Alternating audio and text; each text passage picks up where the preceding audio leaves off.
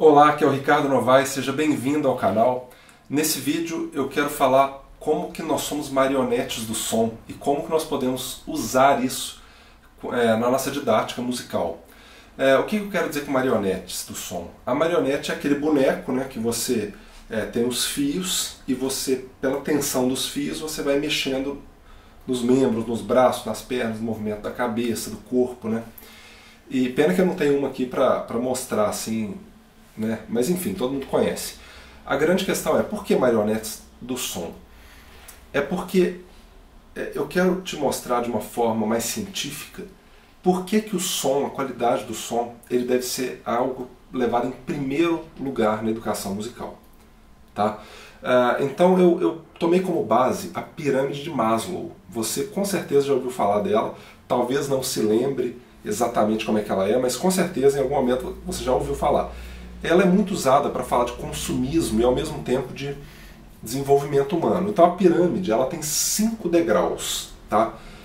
Eu não vou desenhar nem colocar uma imagem porque senão fica parecendo que é para se apegar aos detalhes ali, e não é isso. Eu quero te passar uma compreensão geral disso aí.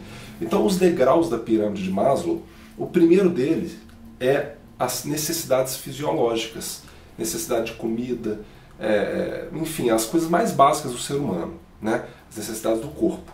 Em segundo lugar, a necessidade de segurança, que é você não ter guerra, que é você estar em paz, quase que como se fosse assim, resguardar a integridade daquele ser, é a necessidade de segurança, segundo degrau.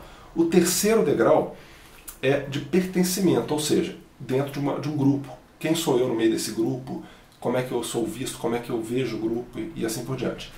O quarto degrau, super importante, é da identidade. É quando a pessoa começa a se descobrir. Né? Então, olha só, já está passando, está subindo essa pirâmide para um lugar mais elevado. E aí chega no quinto degrau, que é da autorrealização. Aí a autorrealização em diversos sentidos. Eu considero que o mais alto de todos é a evolução, a autorrealização espiritual. Tá? Mas aí cada um vai ter a sua. Se eu estou falando, por exemplo, de uma busca profissional, então a minha autorrealização é quando eu realmente me coloquei na minha profissão, quando eu já estou independente financeiramente, quando eu já tenho uma reputação. Beleza. Como ser humano, aí são os contextos da coisa. A questão é, vamos pegar ainda nessa pirâmide. Se a pessoa está lá, vamos supor, naquilo que eu considero o degrau mais alto, que é a espiritualidade. Se ela de fato é um ser espiritual, ela não se da boca para fora, todas as outras coisas embaixo estão bem resolvidas. Você concorda comigo que a pessoa ela pode até não ter todas as suas necessidades atendidas, mesmo lá no primeiro degrau, as necessidades fisiológicas, ela pode estar até com fome. Mas se ela for uma pessoa muito desenvolvida espiritualmente, se ela vê significado positivo em tudo, se ela realmente for um santo, né, vamos dizer assim, ela não tem necessidade daquilo para ser feliz, nem de satisfazer o primeiro degrau. Então, de certa forma, já está satisfeito. Entende? A pessoa não precisa ter tudo para sentir alegria, né? Quem está lá em cima, então, já está tudo resolvido. O problema é que muitas vezes a pessoa está lá no último degrau, entre aspas, mas na verdade não está. É só da boca para fora, né? Enfim, essa aí é uma questão filosófica, né? Mas vindo para o som. Quando a gente pega essa mesma pirâmide e transpõe para o som, para a nossa educação musical, aí a gente vamos pegar aqueles mesmos 5 degraus e vamos colocar aqui. Então, por exemplo, o primeiro degrau, imagina um bebezinho, ele ouve os barulhos, mas ele nem percebe que ele está ouvindo. A mãe dele fala, ele não percebe nem que é a voz da mãe. Ele sente como se fosse ele mesmo. Né? Então, esse é um primeiro degrau. A pessoa recebe com passividade o som. No segundo degrau, você tem uma interação espontânea. A criança já cresceu um pouquinho, ela já começa a interagir com o som. Ela ainda não tem consciência de que aquilo é um som, nem nada disso, né? Mas ela já interage, ela já reage aos sons, ela já gosta de um brinquedinho, ela se acalma com uma música e assim por diante. No terceiro degrau, você já tem uma interação com o grupo. Você vê nas aulas de musicalização, por exemplo, de bebês, por que elas são tão importantes? Porque ali aquele bebê, ele não tem aquela consciência, ele começa a interagir em grupo, ele começa a ver que um som que ele faz tem um resultado no outro. Ele começa a ver que aquele instrumentinho que ele tocou, na mão do outro bebê também tem o mesmo som, ou um som diferente. Enfim, a interação em grupo é muito importante, é o terceiro degrau. Não quer dizer que é só no bebê. Músicos profissionais também, né, tem que trabalhar isso em si, de tocar em grupo. Claro, com outro nível de consciência, mas eu estou colocando no sentido do desenvolvimento. Tá? Depois, o quarto degrau é a criatividade. Aí é quando a pessoa já está se encontrando em relação à música. Ela vai criar, por exemplo. Ela já consegue ter consciência de que aquele som está saindo dela. Isso aparece mesmo na fase tenra da infância, 5, 4 anos de idade. Assim, a criança já é capaz de criar, né? Ela já é capaz de emanar sons com consciência de que ela está cantando e que ela está criando uma melodia ou que ela está reproduzindo uma melodia, por exemplo. Né? Então, tudo isso existe na criança. E, no último degrau, seria a autorrealização. Lembrando que todos aqueles exemplos que eu dei para as crianças, bebês e tudo, isso está presente em toda a nossa relação com o som. Né? Eu, por exemplo, demorou um tempão, depois que eu me formei, que eu decidi compor, por exemplo. Foi uma atitude de criação, de estar mais presente com o som, que, de certa forma, naquele patamar que eu me encontrava de músico profissional, foi um degrau a mais para mim dentro desse sentido aí da pirâmide. E me levando para o último degrau, que é o que? A autorrealização, o som. Aí você fala assim, poxa, Ricardo, mas que coisa complicada, né, para falar disso tudo.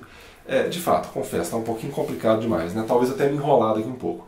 Mas o fato é o seguinte, o que eu quero dizer é, a autorrealização, a pessoa não precisa ser rica para se autorrealizar lá na pirâmide de Maslow, e também não precisa ser um músico profissional para se realizar na pirâmide que eu estou colocando aqui da música. Por quê? Bastando a gente ter um som bonito, a gente se pautar pelo som, todo o resto se encaixa. Né? Quando o aluno ele busca um som bonito, quando o estudante, quando a gente como professor busca tirar um som bonito com o aluno, vamos dizer assim, a técnica toda a questão musical vem junto. Né? Vamos tocar bem lento, mas com um som bonito. Então não é só tocar lento, vamos prestar atenção no som. Aí você está ativando a escuta. Isso vale muito mais do que ligar um metrônomo. A gente tem que conscientizar o aluno daquela questão do som ficar bonito. Né? Deixa eu pegar meu violão aqui. Eu lembro que os momentos mais importantes do meu aprendizado foram assim, de estudar uma peça, por exemplo. Né? Eu lembro dessa peça aqui, ó. O tanto que eu trabalhei ela no ponto de vista do som mesmo, de pegar no detalhe, me marcou.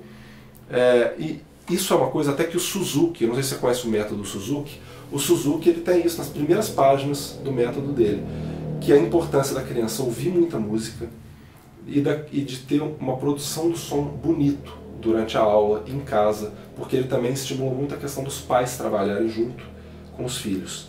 E essa filosofia do Suzuki é algo que eu sou fã, sabe? Eu, inclusive, caso você pense, eu não sou concorrente do método Suzuki, tá? Eu vejo assim, o amigo violão, ele é um complemento do método Suzuki, ele traz a mesma filosofia, eu bebo naquela fonte. Essa filosofia de que a música é construída pelo afeto, a música, a gente tem que ser generoso para entregar o conhecimento para os alunos no começo. Tudo isso está presente no amigo violão. A diferença é que o Suzuki ele parte já direto das partituras, ele já pega coisas que para o universo que a gente vive, pelo menos que eu vivo, que eu vejo hoje muitos professores relatando, esse negócio de começar com partitura é muito difícil, assim, acaba sendo um entrave desnecessário ao meu ver.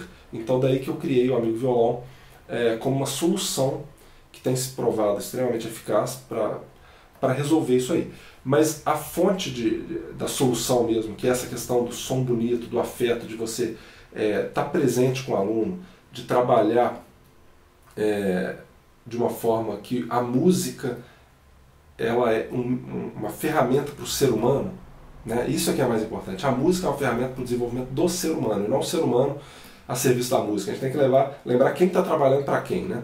Então a música a serviço do ser humano. Essa que é a filosofia por trás de tudo isso. Tá?